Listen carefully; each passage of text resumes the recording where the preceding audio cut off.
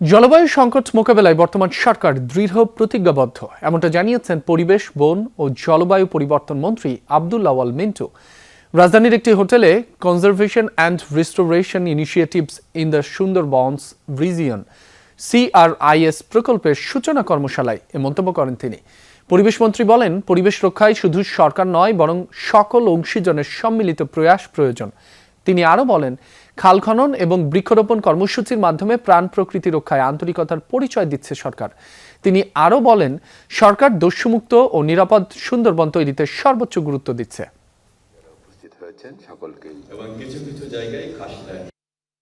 বাংলাদেশ জলবায়ু পরিবর্তনের ঝুঁকিতে থাকা অন্যতম একটি দেশ।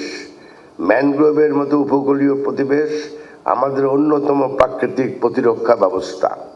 তাই ক্ষতিগ্রস্ত প্রতিবেশ পুনরুদ্ধার শুধু পরিবেশগত দায়িত্ব নয়, এটি দীর্ঘমেয়াদী সামাজিক ও অর্থনৈতিক নিরাপত্তার জন্য একটি গুরুত্বপূর্ণ বিনিয়োগ।